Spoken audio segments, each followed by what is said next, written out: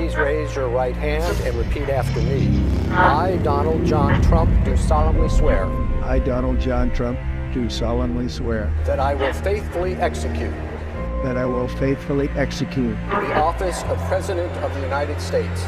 The office of President of the United States. We have been given a gift by God today to usher in a new dynasty. Now you get RFK Jr. Don't you want a president who's going to make America healthy again? You get Tulsi Gabbard. Putting our country in a continual state of war. You get Elon Musk and you get J.D. Vance. A hell of a way to start the next 4 years. The right-wing Avengers. We have an army of digital soldiers. Department of Defense under Donald Trump will achieve peace through strength. Shut down the FBI Hoover building on day one. Rescission of 78 Biden-era executive actions, executive orders, presidential memoranda, and others. The golden age of America has most definitely begun. Begin preparing the 30,000-person migrant facility at Guantanamo Bay. They're getting the dirtbags off these streets. There's one guy who can fix this shit, and it's Donald Trump. What's storm, Mr. President? You'll find out.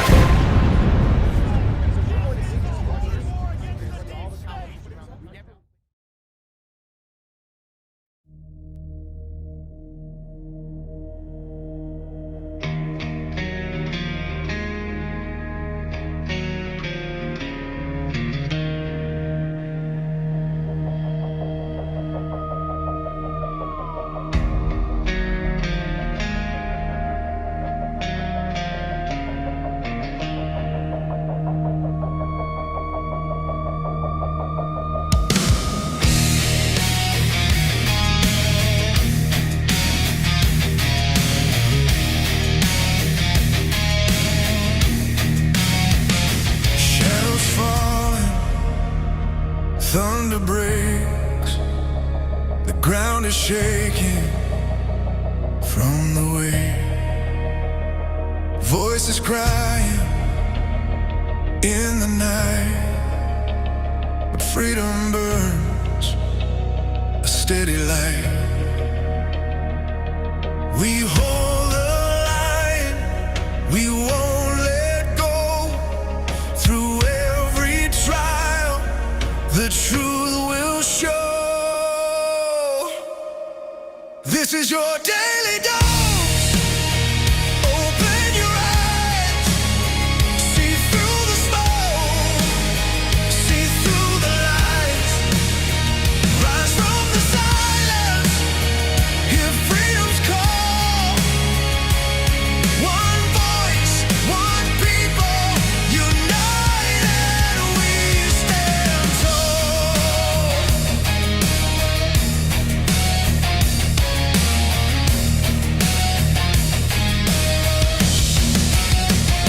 Hearts awaken, chains undone. A new day breaks, the dawn has come.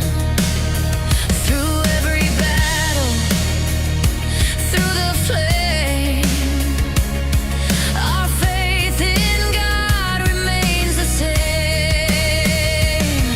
The storm may rage, the night may fall, but hope will answer stronger than all. This is your daily dose. Courage and fire, lifting the weak, lifting us higher. Not by the sword, but the truth we recall. Where we go, we go. We've seen the darkness try to reign. We felt the sorrow, we've known the pain. But every trial has forged the steel. In God we trust, His plan is real.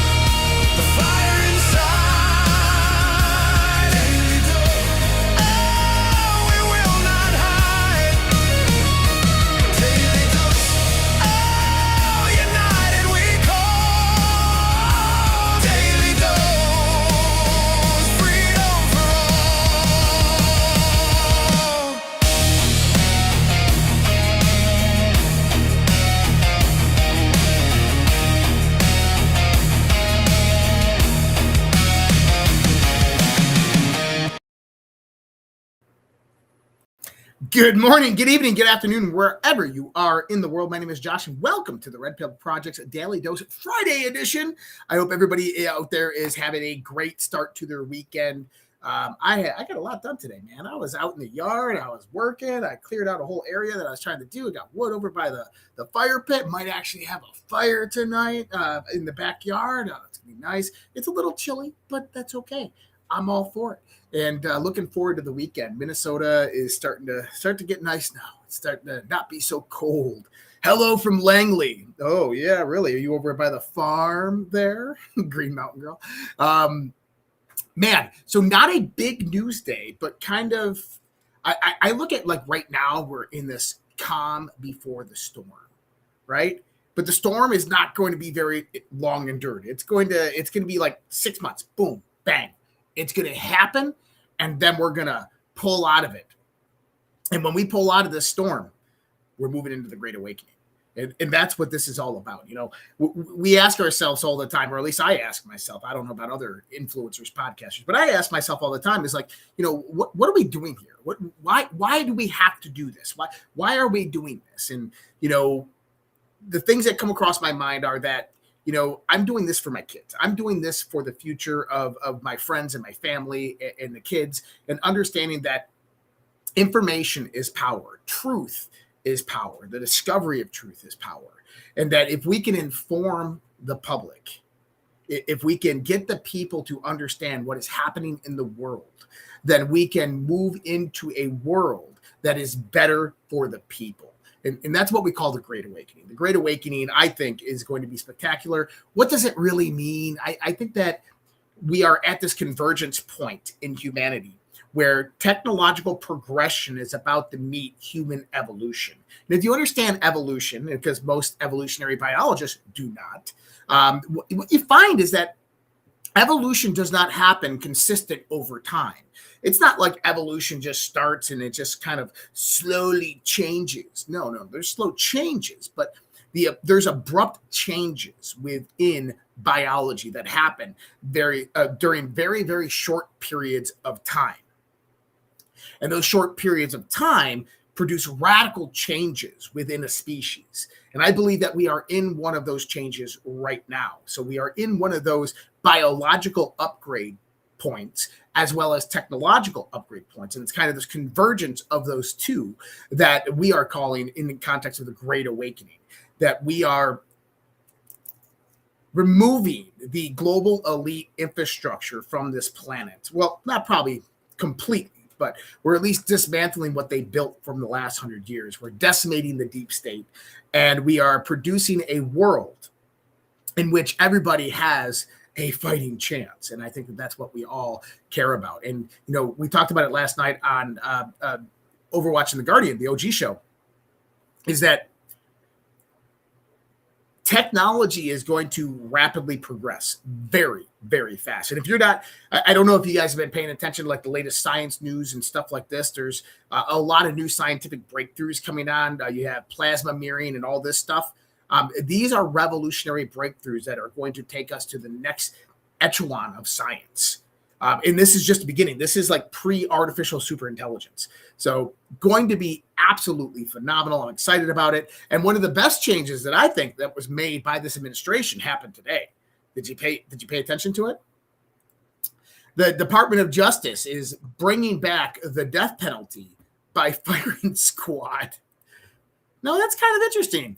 Right before maybe RICO and grand conspiracy charges start coming out, and treason, grand conspiracy, and we're going to see, you know, death by firing squad. Listen to this. Anybody murders something in the Capitol, capital punishment, capital punishment. If somebody kills somebody in the Capitol, Washington, D.C., we're going to be seeking the death penalty. And that's a very strong preventative. And everybody that's heard it agrees with it. I don't know if we're ready for it in this country, but where you have it, it is, we have no choice. Well, we have no choice. And, you know, I find it really interesting that he stresses this on the Capitol. If somebody murders someone in the Capitol, then they're going to get the death penalty. And this is almost like it is a signal being sent out to the people behind Seth Rich. I don't know. I just get the feeling like they're sending a signal behind all of the power structures that operate in DC that have taken people out within DC. And they're just sending a warning out there. At least that's my thoughts. Trump posted this the other day. This is pretty mysterious. You have Karen Bass. He posted this 2 days ago. And he said, it was my great honor to meet the mayor of Los Angeles, Karen Bass, 5th District Supervisor Catherine Banger, and the supervisor's chief of staff, Anna Meridarian, to discuss the progress made by the horrific fires in the ravaged Los Angeles and the surrounding area. And he goes on. Now, he's meeting with Karen Bass. Now, this is kind of interesting because, Karen Bass is not just some person that just rose up in the politics. No. I said, what to this one? Because I was confused by why Donald Trump would be posting this. But see, Karen Bass is what I would consider to be a Manchurian candidate. She's not only Castro operative and communist, but she got elevated as vice chair of the National Endowment of Democracy, which is the center of soft power operations in U.S. government. She is not a DEI mayor. She is an extremely powerful at the global stage. This is from Data Republican on X. She was actively involved in shaping foreign policy with the Obama administration, especially in Africa. Her Ghana visit during the LA wildfires wasn't a vacation. It was part of a Biden delegate to greet Ghana's new president. She was considered the HUD secretary for the Biden administration. Instead, she nominated the person who would become the actual HHS secretary, California Attorney General Xavier Becerra. So this is someone who's, directly connected to Cuba, Castro, communism, to all of this stuff. This is a Manchurian candidate who was placed in positions of power to delegate power. Now Trump's meeting with her, and it's like, whoa, what's going on there? Well, I look at that from Trump is, number one, is the thing that we have to understand about Donald Trump is Donald Trump don't mess around, right? Donald Trump understands what we're talking. He knows the things that we're talking about. And so if he knows that and he's going in there and he's standing with a picture of Karen Bass and he's like, I just met the wonderful Karen Bass.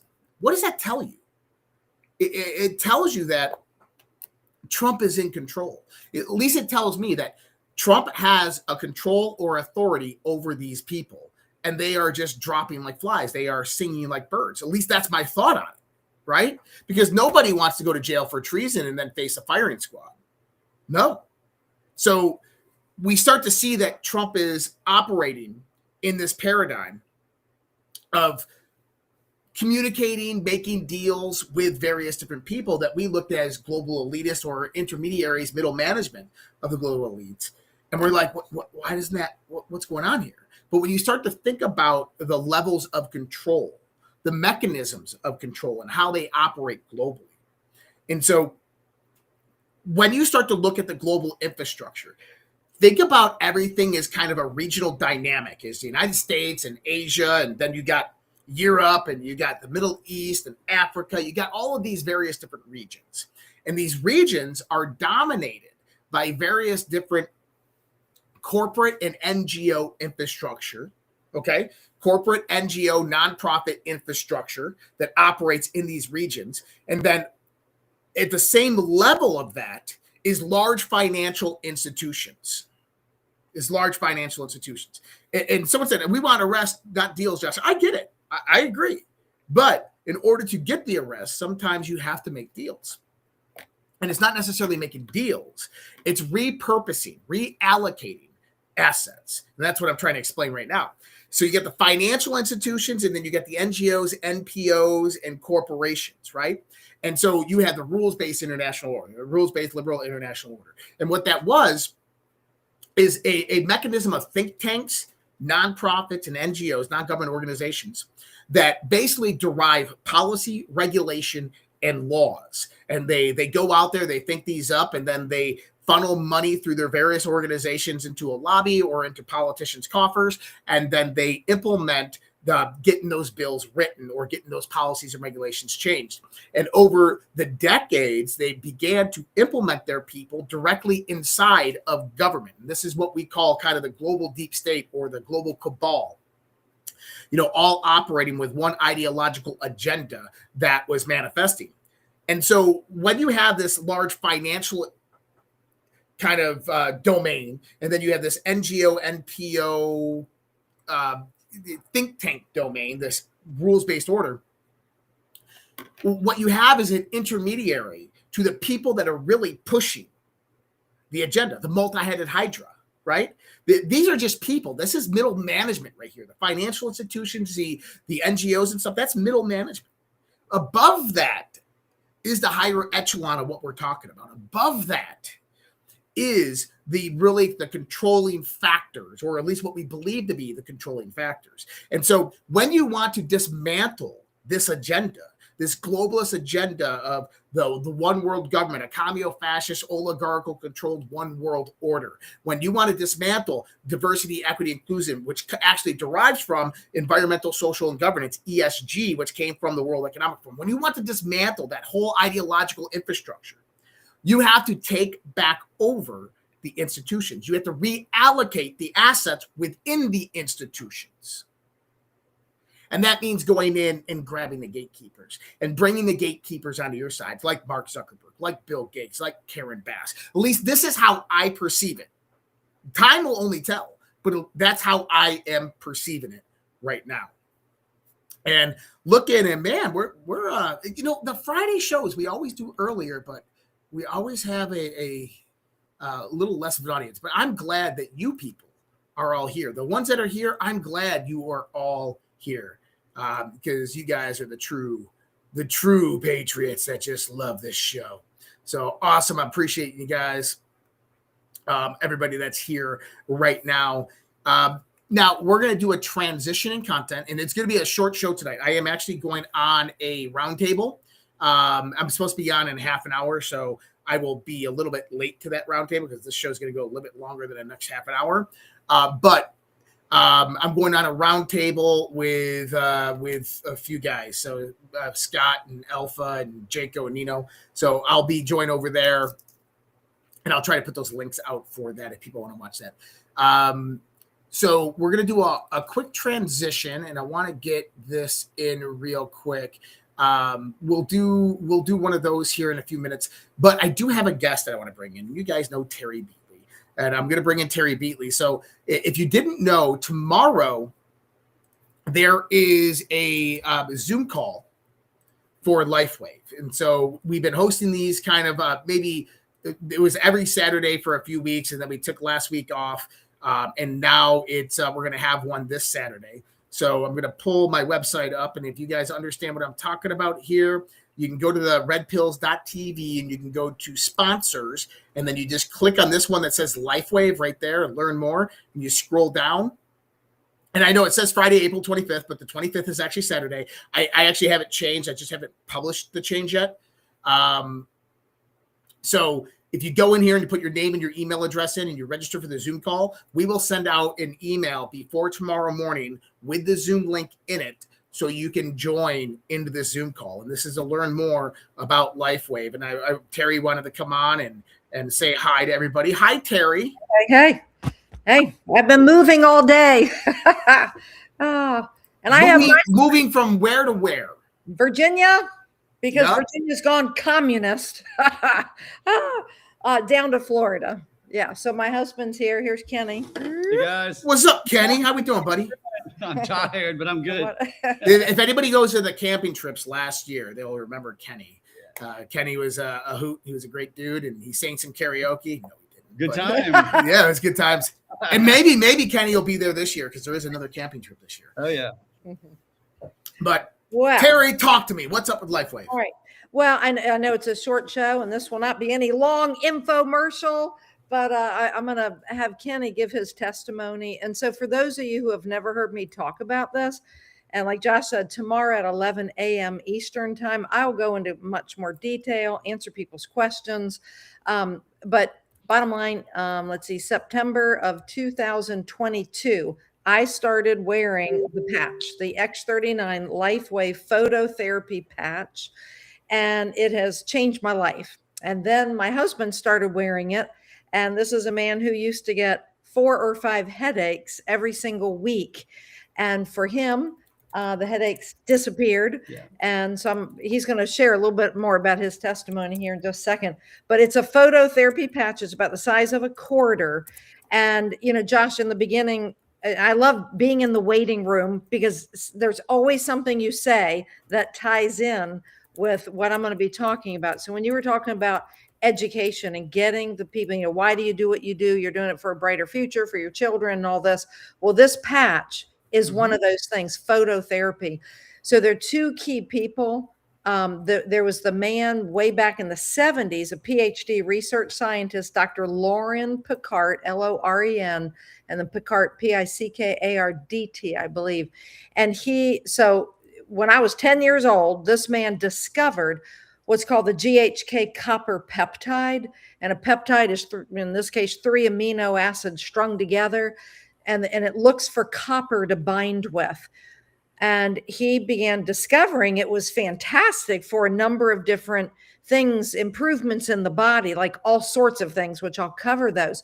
But within a few short years, the National Institute of Health defunded all government funding of the GHK copper peptide. So I find myself today in a position where I'm educating doctors across America and into Canada about the GHK copper peptide. So this has been kept from the American public, and I'll go over more of that like tomorrow morning if people jump on the call. But what this patch does, you put the patch on, all it does is reflect your own light back into your body. It is non-transdermal, non-invasive, nothing from the patch goes into your body. And when that light gets re-emitted back in, with this patch, your GHK copper peptide is elevated. And so I'm going to spin this computer around over my husband. Well, before you start, I actually want to comment on what you're saying, and Terry, he can come in. So number one is I wanted to bring up this, and this is something that I've known about for quite a while. And it's something that I've talked about on this show before. And why is it? Okay, there it is.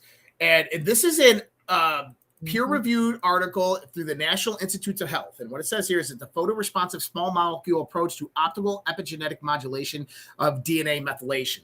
And so for everybody out there is like, what the hell does that mean?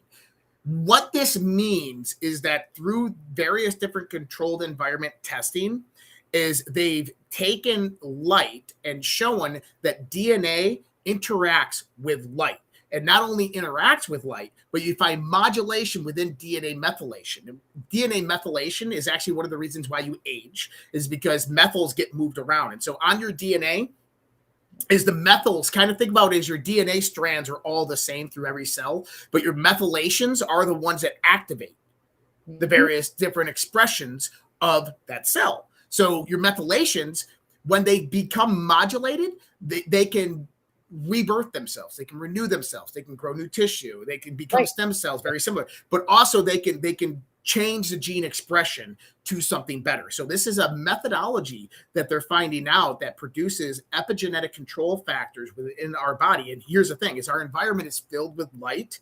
And so light has had a profound impact on who and what we have become through our existence. Now, the other factor to this is that in 2014, a gentleman by the name of Martin Blank, Dr. Martin Blank at Columbia University, he was doing testing on DNA to see if there was interaction with DNA and 4G and 5G electromagnetic spectrums that are utilized for cell phones. And he found profoundly that your DNA is affected by electromagnetic radiation. Anybody out there, electromagnetic radiation is light, for people who might not know that. And so he discovered that your DNA is actually a fractal antenna, that it sends and receives signals in light. And that not only is it a fractal antenna, but it's an electromagnetic transducer. So it transduces light back and forth. And so when we start to look at this, is that your DNA is sending and receiving signals. It's fractal. So you start to chop it in half and stuff like that. Even RNA reacts with light. You have modulation of DNA methylation. So you have epigenetic control factors that go into this. So in other words, the the future of biology seems to be pointing towards phototherapy and light. Yes. I wanted to get that out. No, that was. No, I don't know if everybody followed all what you said, Josh. But hey, you know what I say? Put the patch on. Yeah, you hit a home run. Yeah, I encourage you to be on it tomorrow because Terry will educate you. It's nothing Big Pharma is going to tell you. But just for me, real quickly, when I started, I was busy running a company, bunch of employees. I didn't have time to learn. Terry's like, put the patch on. I'm like, okay, I'll try it. For me, within about 4 to 6 weeks, I started noticing I was not getting headaches every day. Okay. I would get 4 to 5 headaches every week. I mean, just like pounding. So instantly I was like, this has got, I like this. So I did start doing the research on it. Then I noticed I was sleeping better. And I'm one of those guys when I'm thinking about, well, it's changed now because of my company, but I was thinking about everything that was going on, what I had to do the next day, troubles and all, and, waking up 2 or 3 times at night, that went away. She said I stopped snoring. You stopped snoring. I don't get it, whatever. And then as spring came, we were in Virginia, and the pollen came. In years past, I would start getting stuffy, stopped up, and it just like, I just started to realize I'm not getting stuffed up. So anyway, just want to encourage you. Those are a few just health things. I have more energy now, but just the wellness in my body compared to what I was doing before. I can't really tell you any things because I really wasn't that sick. So I didn't have these miracle things happen, which we've seen it, hundreds of it. But just from a wellness standpoint, I feel so much better energy wise. And, I go in my day, I can do so much more than I used to do. I get so much more accomplished. So try to be on the call. Yeah. Awesome. Tomorrow at 11 a.m. Eastern time. And so looking forward to meeting more. And we had a bunch of people on last time I did it. Let's see. And you wear the patch 12 hours a day. You want to drink extra water. Preferably you wear it during the day so you can drink extra water because it's going to elevate your glutathione by about 30%. We have a glutathione patch that elevates glutathione about 300% on average, but just wearing the X39. And so what was later discovered was that among many other benefits, when you elevate the GHK copper peptide, that peptide reactivates your dormant stem cells. So by the time you're 30, 35 years old, you're down about 50% of your stem cell activity. When you're my age, 62, you're down about 90% of your stem cell activity. But the good news is you can reactivate the dormant stem cells. Okay, so it's excellent for collagen production, reactivation of stem cells, and maybe I'll go over this tomorrow. It's a long list of potential benefits of elevating GHK copper peptide. And I see you pulling up your site, and I encourage everybody to sign up on Josh's team. The best deal is this, because do not sign up as a retail customer because you're paying Lifewave too much money. Okay. If you go, you can cancel at any time. Okay. But I encourage everybody sign up as preferably that PC Plus program. It's for 25 extra bucks, just one time a year. You get more than $350 of free patches. So if you go onto a monthly shipment of X39, that's $99.95, so a little more than $3 a day. You can get your stem cells reactivated, resets about 4,000 of your genes, and a whole host of other potential benefits. And then if you do the PC Plus, you're going to start getting, with your first shipment of X39, 10 free patches, because we have 11 different types of patches. Yeah. And so for the next 11 months, it's 10 free patches a month. And then in the 12th month, they will send you one free sleeve of one of the patches. And so at checkout, so when you put it in your cart, at checkout, you go to your shopping cart, And when you see this right above it, you're going to say, want to save $50 in this order, become preferred. And you just click that preferred right there. That's where that comes up. So just so everybody knows, and those links are in the chat, and they're also in the Rumble chat. They're also in the description. But I want people, if you're like, okay, I want to hear more. I want to talk more about this. Tomorrow is going to be a Zoom call. And I recommend it. People who are on the first Zoom call, second Zoom call, there'll be new information. So please join tomorrow with Terry. If you're interested in kind of how this works with Lifewave and learning more about that part of it, you can join in tomorrow. They're going to talk a little bit about that. But if you want to learn about how to use the patches, if you got them, you're like, where the hell do I put these damn things? Right? I wear them right on the back of my spine, right below my atlas. And it's actually pretty phenomenal. I had 4 of them on yesterday of X39. But four? Well, I've been reducing a lot of inflammation. So I had it on my knee and stuff like that. But anyway, so for tomorrow, people, if you want to get in on that, if you want to learn more about it, if you're already using it, or if you want to learn more about how you can become part of all of this, tomorrow's a Zoom call. Redpills.tv, go to sponsors, click Lifewave, scroll down to the bottom of the page, and you will see the sign up link for the Zoom. And it doesn't send, I don't know if it sends you the confirmation with the Zoom link. I don't remember if I set it up like that, but if it doesn't, I will send you the Zoom link tonight, probably like 3:00 in the morning. A little bit buzzed. No, I don't drink. Actually, I haven't drank in quite a while. Hey, I drank at GART, the Great American Restoration Tour, the last one in Nashville. I didn't get drunk. I only had like 1 drink every night. That was it. There you go. And before that, I didn't even drink before the last GART. So it's been going, it's pretty crazy. But anyways, guys. Okay. Terry's got to go. I got to get going with this show here. Yeah. But tomorrow you can join in with Terry.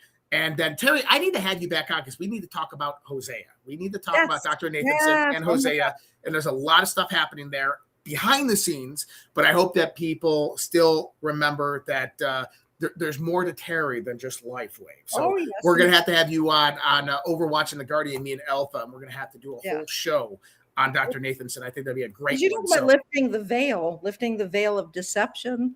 And that's key. So, but Absolutely. Thank you. I know you got to go. Thanks for having me on. And I look forward to meeting as many of you folks tomorrow as possible. All right. Take care, Terry. Bye. All right, guys. And those links are in the chats and they are in the descriptions, not in the YouTube. Well, it's in the primary description. But all right, we got to rock and roll. So we got some stuff to get through right now. Are we ready? Or should we do just one more real quick? We can probably knock one of these out real quick, because I do have to get these in.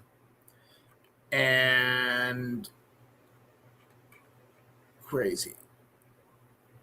Oh, well, look at that. That's probably why. Well, no, we'll have to do that at the end of the show. Anyways. All right. And we can do no Rumble ads today. How about that? So, what did we have today? Let's just listen to this 33-second clip. This is about SPLC. And this is going to shed some light on what we're about to see coming down the pipe. They were paying informants to infiltrate some of these groups that they called extremists to gather information, dig up information, and report back to them. Here's a list of some high-ranking informants allegedly paid by the Southern Poverty Law Center. One of them is called Imperial Wizard of the United Clans of America, chat group organizer of Unite the Right Rally, a top fundraiser for the Neo-Nazi National Alliance, National Socialist Movement officer of the Aryan Nations-affiliated Sadistic Souls Motorcycle Club. That's a mouthful. And they were paying informants. They're paying informants. They were funding radical organizations on the left and the right. The Imperial Wizard of the United Clans of America, the chat group organizer of the Unite the Right Rally, top fundraisers for Neo-Nazis National Alliance, National Socialist Movement officer of the Aryan Nations affiliated Sadistic Souls Motorcycle Club, the fucking Southern Poverty Law Center would fund these organizations to produce protests and violence. They'd have them clash. They would fund the events. And then they would go in and write about it and say how we need to change the laws because these people are radical. But here's the thing. The Southern Poverty Law Center is not innocent. It is not, well, it's definitely not innocent. is not alone in these allegations. There's much more to this. And look what Mark Meadows posted yesterday. I love this one. We all know the SPLC wasn't the only one doing it. They are just the first to get caught. And that to me is an indication that something is about to come. And I talked about this the other night, that why didn't they go out there and indict the NGOs that were involved in the Minnesota protests or the Summer of Love or any of this stuff? And I think that is because they start realizing that the same kind of organization of various different NGOs are funding places like the SPLC. And then we find that the Tides Foundation, Soros Open Society Foundations, and other people are funding those organizations. Now, isn't it interesting? Think about this. Tim Cook. Remember Trump put this thing about Tim Cook out. Oh, Tim Cook's such a great guy. I love Tim Cook. And he's going to be truly missed. I wonder if Trump did that for a reason, because you got to be tracking resignations right about now. And if you're tracking resignations, what you'll start to see is major donors to SPLC. Tim Cook, JP Morgan Chase and MGM Resorts, George and Amal Clooney. But what you didn't see is George Soros Open Society Foundations. And so Tim Cook just stepped down as Apple CEO the day before this happened. I wonder why. I wonder what's going on. Another one, Michigan Secretary of State Benson is facing scrutiny over SPLC ties after group's indictment. I wonder who else is connected to the SPLC. I wonder who else is connected to this group of NGOs. And we explained this kind of how it works last night is, well, we were explaining it a little while ago, is you have these NPOs, nonprofit organizations, non-government organizations, and then think tanks. And then you have financial intermediaries, and then you have shell companies and these types of things, Act Blue, PACs, all of this. It's a massive infrastructure. You have large financial institutions up here. And what they do is they utilize organizations like SPLC to go in and to create what George Soros calls reflexivity, right? Is that you need disruption on both sides to get both sides motivated to converge in chaos. And so what did Rahm Emanuel say is never let a good crisis go to waste. And that's basically what they continuously do. The Hegelian dialect, right? Problem, reaction, solution. This is how they operated. And they would utilize all these small organizations like this to infiltrate and to bring about mass protests, to bring about violence in the streets, so that they could go out there and then try to fight it, to change the laws into their own domain, into their own ideological preferences. There's actually something I wrote about this earlier, and I'm surprised that I don't have it up right now. Actually, let me go. Where the hell was it? I wrote about it. I know I did. What the hell? If you're just joining in, yeah, sometimes I'm like, there's something there. I thought I posted something about this earlier. Maybe I deleted it. I must have. Well, the idea here is that there is much more to this when you start to pull the string of this thread. Okay? Remember earlier we were talking about this. You had the multi-headed hydra, the echelon of power, the committee of 300, the 12 bloodlines, whatever you want to freaking call that infrastructure up here, the old guard, right? The old guard is just a faction of various different heads of that hydra that set together. Now you have Trump on this other side, and that's converging. But then you have large financial institutions, United Nations global organizations, and you have NGOs, NPOs, think tanks, and then you have governments that are controlled by these upper echelons. And the tentacles of how the money flows, of where the commands come from, this is the really important part. And I believe what's happening right now is SPLC is the first domino to begin to fall that's going to take down the bigger dominoes as it goes. And this is why we haven't seen indictments over the summer level, over the Minnesota ICE protest that just happened, over the No Kings rallies, over all of the Act Blue was being funded by these same NGOs and NPOs.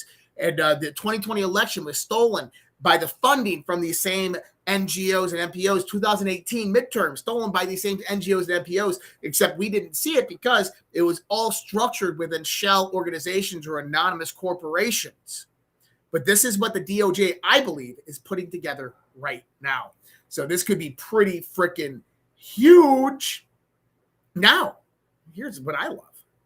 I don't like Pam Bondi. Everybody knows it. I don't like Pam Bondi. Never did like Pam Bondi. The DOJ Inspector General is now investigating probing an investigation into the release of the Epstein files to see what went wrong. Because certain things are happening with the Epstein files that are making people question some things here. And Anna Paula Luna, I thought I had the post over here somewhere. I guess I didn't. Anna Paula Luna says that there's more to the Epstein files, and Congress is going to continue their investigation. And the witnesses speak a massive amounts of words about the people that were using and abusing them. Yet none of those have been named or even under investigation by the DOJ that we presently know. And so an investigation into why Pam Bondi potentially covered this up. Well, here's a part of the reason why this got covered up. And I hope that it does get exposed with this DOJ IG report that's going to come out. And so this comes from obviously a plaintiff in a court case that was part of the Epstein files. But this is, each time they would travel to one of these destinations, the same pattern of sexual abuse would occur, often with a vast array of aspiring models, actresses, celebrities, and or other females, including minors from all over the world. Upon information of belief, the defendant transported minor girls from Turkey to the Czech Republic, Asia, and numerous other countries, many of whom spoke no English. The plaintiff's knowledge, the only female specifically excluded from the defendant's sexual escapades were African Americans. And this goes on to name about 2,000. So Turkey sold thousands of underage children to Epstein's island for over $200 million, smuggling them out by private plane. Yes, that's correct. Thousands of underage children. This was not necessarily about sex trafficking. They were selling these children to biotech, biopharma, and genetic companies for off-the-radar genetic modification research, just like Tim Burchett said the other day, is that, one of my biggest concern, I got to be very careful of how I say this, is that our government's involved in genetic modification. Yes, they are, and this is why it's getting covered up. And this was kind of the blunt of a lot of the research that I've done to put out there. So we have the Epstein files coming back up to the surface now. We have NGOs. So Act Blue under investigation. This is the main super PAC for the Democrats. We have NGOs. We have the mortgage fraud stuff that's coming up, right? Taking $64 million for one $800,000 mortgage.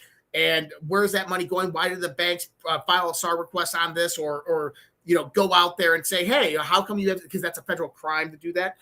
You have, Adam Schiff, Letitia James, all have multiple primary residences. Why? Because you can take out multiple mortgages on your primary residence, and then they just take the cash and the banks just forget about it, right? They just forget about it. So we have all of this coming up. This is all happening right now. Now you have Virginia the other day. The redistricting referendum in Virginia was declared unconstitutional and blocked by a circuit court judge. 65,000 plus mail-in ballots also dropped in 5 minutes at 8:39 to 8:43 p.m., which showed clear signs of fraud. And I got to ask, how would the Trump administration just allow this to happen? The reason? Because I believe it was a setup. I believe the DOJ was watching Virginia. What better way to fix our elections right before the midterms than to let this referendum election actually happen, where we know that Virginia wants to change it. They just stole the freaking the governor's election. Watch it happen and catch it in real time. And I think they did. I have a feeling they did. So from the 2020 election, that's also happening right now as well. Tulsi Gabbard, DNI Tulsi Gabbard. We have grand juries that are issuing subpoenas to Arizona. We have the FBI raid in Fulton County, Georgia. I think Pennsylvania and Nevada and Colorado are coming next on this. Raw data has shown that servers' IP addresses from foreign countries, including China, Iran, Serbia, and others, directly sending and receiving data from every single swing state and many other election precincts during and after the 2020 election. Now, I told you, you're going to find that there's some European countries in there, Ukraine, Britain. You're going to have Japan in there. That's going to be in there. But I believe that these are kind of node point proxies that were used. Not Ukraine. I think Ukraine was directly involved. But you're going to find more information coming out about that here in the next couple of weeks. So all of these things are on the ringer right now. And you have Pam Bondi removed, and all of a sudden, all of this shit is coming out very, very fast. And what did Todd Blanche say? It's going to be hyper accelerated. Now, going to the SPLC, remember, they were working with influencers and social media types, and they were infiltrating the left and the right.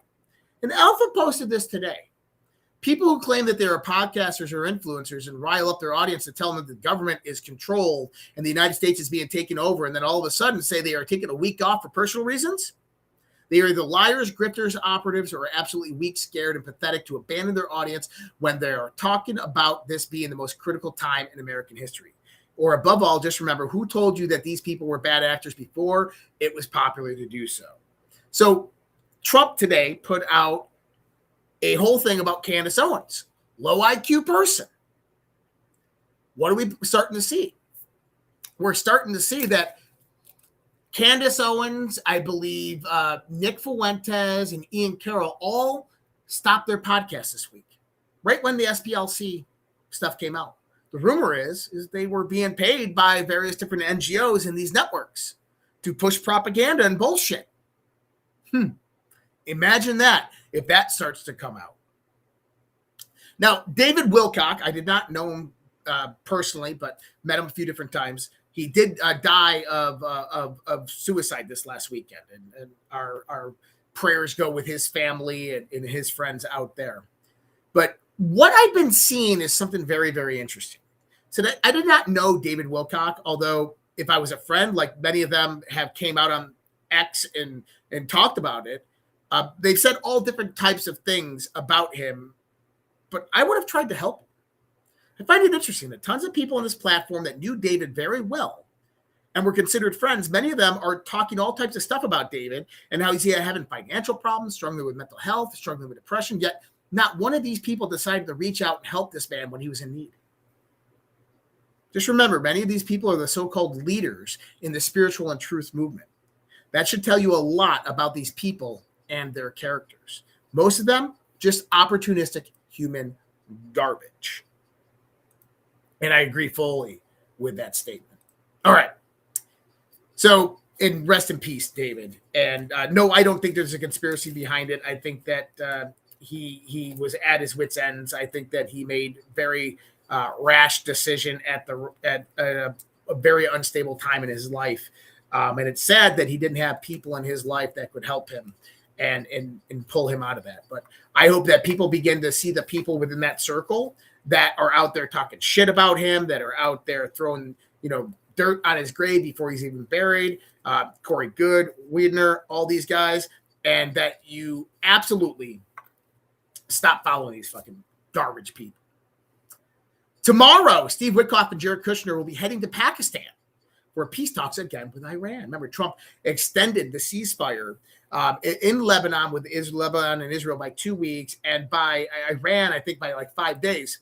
So tomorrow they're going to negotiate, which means that Iran must want to come to the table. So I don't have much new information on Iran. We do know that there are two different factions that are operating in power and control in Iran, and there's two different worlds of negotiation. So what do I think is going to come out of this? I think that you might have an extension of the ceasefire after tomorrow. I think that economically and with the oil problem that's going on because of the Navy blockade, that Iran is going to acquiesce, but they're not going to hold true to their promise. And I think that it's going to be a very, very short ceasefire. I don't think kinetic operations are going to start back up very soon. But I do think that there's going to be moves to continue the regime change, to get people in positions of power to where Iran can be free from the grips of power and control that are controlling it. That's the European interest and the Chinese interest. And talking about that, 2 weeks ago, I said the exact same thing as Lou Elizondo. He says the so-called list of U.S. scientists who have died or gone missing is larger than people think. There are some very interesting common ties some of these individuals have with one another, and that is the UAP topic. And I said that this is closer to 25 people over the last 18 months. Considering what we are learning about the extents globally from China to Europe, we have to start asking the tough questions. What the hell is really going on? This has three-body problem vibes. And so we have this right here that just came out. We talked about this last night on the OG show, but I did want to put it out there, is that NASA nuclear engineer, Chinese scientists have been dying mysterious deaths too. NASA nuclear engineer found dead. It's happening around the world, people. It's happening in Europe as well. You'll be hearing about that probably next week. Chinese scientists have been dying mysterious deaths too. Now, here's one. And I think I know the answer to this one. The star of China's booming artificial intelligence defense sector has been working on a Taiwan invasion scenarios until he died in an unexplained car crash in the early hours of the morning in Beijing at just age 38. I think that one was U.S. intelligence, but that's just me. All right, what else do we got here? We got RFK coming out telling Congress that glyphosate causes cancer. Well, you're absolutely right, Bobby.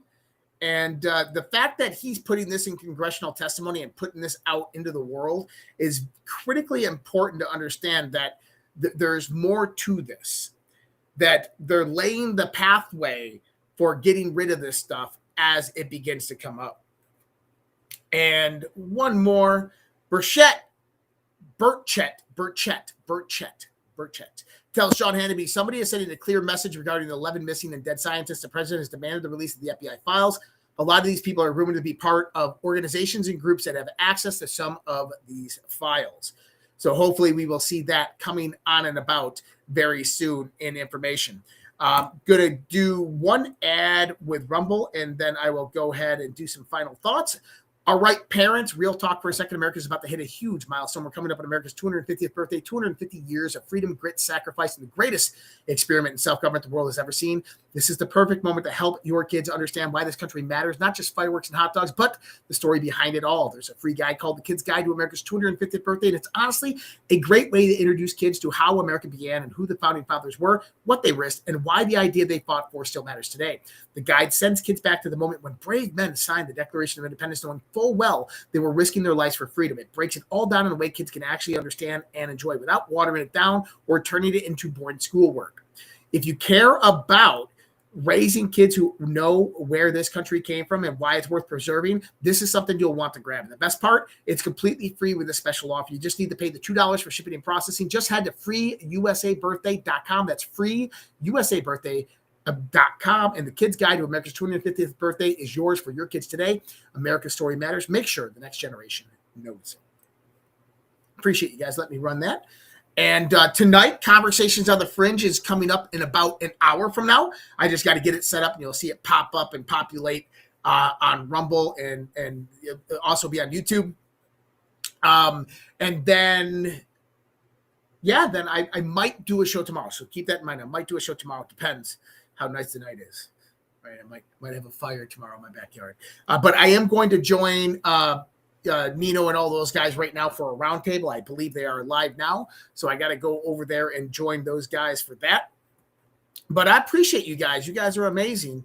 And I appreciate you guys joining me on this Friday night because, you know, we usually have a smaller audience on Friday night. And I appreciate you guys sticking around and joining in and all the support and everything that you guys do to help keep truth alive and supporting the Red Pill Project. So much love, respect. God bless. Take care. Have a great night. Also, don't remember, life.redpills.tv, life.redpills.tv. And I'll throw this out there one more time in the live chat so you guys have it.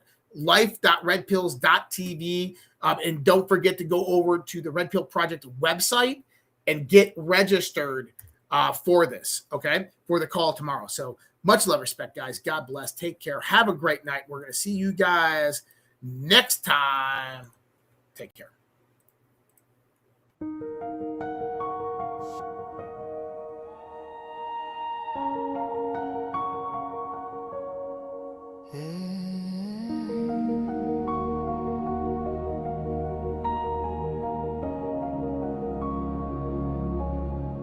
There was a time when our children stood tall, hand on their hearts, one voice for all. There was a time when honor had weight, when the flag was a symbol, not a debate.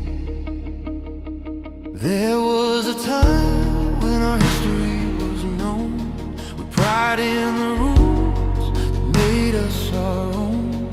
There was a time, respect for the brave, for those who bled, for the lives they gave. Now the homeland burns in silent war. Truth is twisted, we can't ignore. Through the smoke, a voice still calls. We the people will not fall. There was a time, but the time isn't near. The great awakening is here. Dark to light, veil under. Patriots rise, we are one. Land of the free, home of the brave. No more silence, no more slaves. Answer the call, take back the fight. Children of freedom, stand for the light.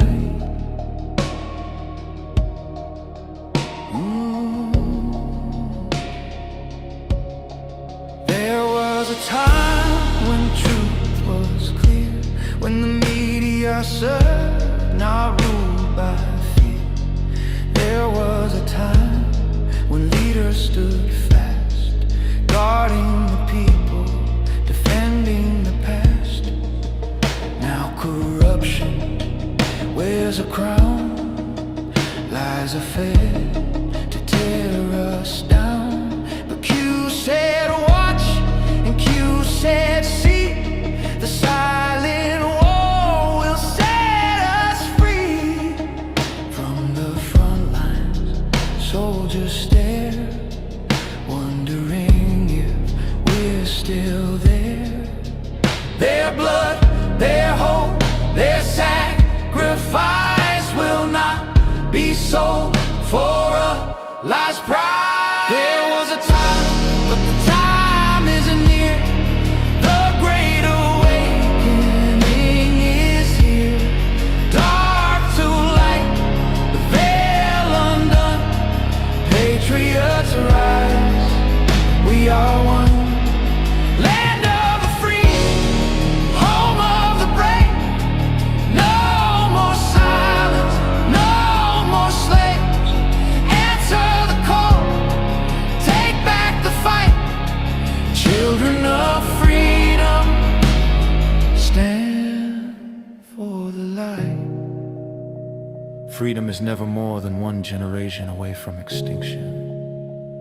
It must be fought for, protected, and handed on. Or we will spend our sunset years telling our children what it was once like in the United States where men were free. There was a time, the time is near. The great awakening is here. Dark to light, veil undone. Patriots rise, we are one. Land of the free, home of the brave. No more silence, no more slaves. Answer the call, take back the fight. Children of freedom, stand for the light. There was a time. There was a time. Now is the time. Do it.